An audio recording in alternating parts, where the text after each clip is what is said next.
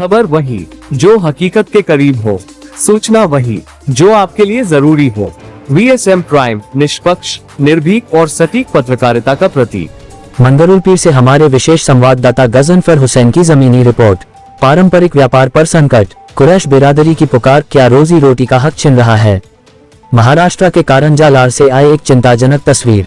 कुरैश बिरादरी जो पीढ़ियों से जानवरों के व्यापार से जुड़ी रही है, आज अपने हक की लड़ाई लड़ रही है।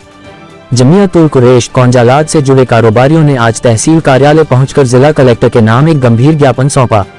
उनकी शिकायत है कि उनके व्यवसाय को अवैध बताकर रोका जा रहा है, माल जब्त किया जा रहा है और बजरंग दल जैसे संगठनों द्वारा परेशान किया जा रहा है। उनका कहना है कि यह व्यवसाय सिर्फ धंधा नहीं, उनके खानदानों की रोटी है। लेकिन अब वही रोटी खतरे में है। जानवरों को गोरक्षण केंद्रों या हाथी हाउस में जबरन रखा जाता है और कई बार बिना कारण के लाखों का माल जब्त कर लिया जाता है। कहां जाए ये बिरादरी, कौन देगा जवाब। कुरैश समाज का आरोप है कि उन्हें कानूनी व्यापार करने के बावजूद टारगेट किया जा रहा है। झूठे आरोप लगाकर मुकदमे ठोके जा रहे हैं और अब तो बात जान के खतरे तक पहुंच चुकी है। इसलिए उन्होंने जिला प्रशासन के जरिए महाराष्ट्र के मुख्यमंत्री श्री देवेंद्र फडणवीस तक अपनी आवाज पहुंचाई है। न्याय की गुहार, संवैधानिक सुरक्षा की मांग और सम्मान से जीने का हक, यही है उनकी फरियाद। क्या सरकार उनकी आवाज सुनेगी? क्या पारंपरिक व्यापारियों को मिलेगा उनका हक, या फिर ये आवाजें यूं ही दबा दी जाएंगी? हम लगातार जुड़ेंगे इस मुद्दे से। आप देखते रहिए VSM प्राइम, जहां सच बोलता है। कुरैश बिरादरी की आवाज। मंगरुल पीर से गजनफर हुसैन की रिपोर्ट। अखिल भारतीय कुरैशी बिरादरी जमीयतुल कुरैश की जानिब से पिछले कई दिनों से उनके व्यवसाय बंद रखने का बिरादरी ने निर्णय लिया था।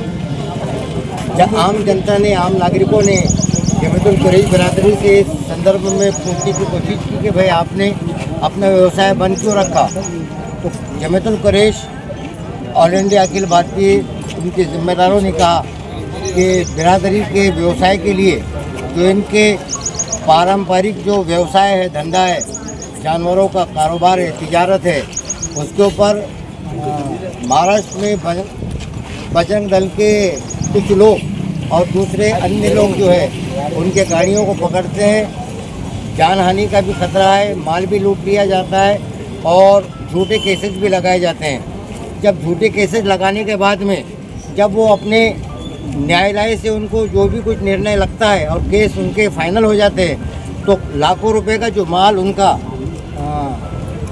जब्त किया जाता है, जब उसकी वो मांग करते हैं या गौरक्षण में या काची हाउस यानी कोनवाड़े में जो रखा जाता है, जब वो अपने माल लेने के लिए जाते हैं तो वहाँ पे न गौरक्षण में उनको एक जानवर उनको मिलता है और न कोनवाड़े में कोई जानवर मिलता है। इस तरीके से माल का भी नुकसान हो रहा है और जान को भी खतरा हो रहा है।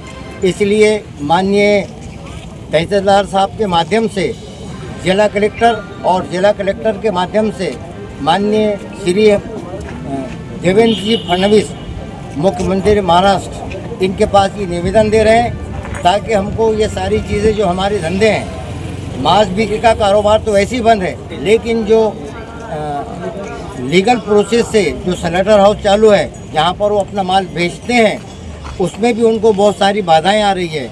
लिहाजा उसके लिए कुछ उपाय किया जाए और कुरैश बिरादरी आज की तारीख में जो खान पान और उनके कारोबार, उनके घर दार, उनके शादी ब्याह और बीमारी सीमारी के लिए जो लगने वाला आर्थिक उनके पास में जो माल होना चाहिए, वो नहीं होने की वजह से आज वो परेशान है। लिहाजा माननीय तहसीलदार साहब के माध्यम से जिला कलेक्टर साहब और उनके माध्यम से माननीय मुख्यमंत्री जी को ये निवेदन दिया जा रहा है कि इसके लिए कुछ तोड़गा निकाला जाए और जमीयतुल कुरैश बिरादरी का ये जो मसला है इसको हल किया जाए।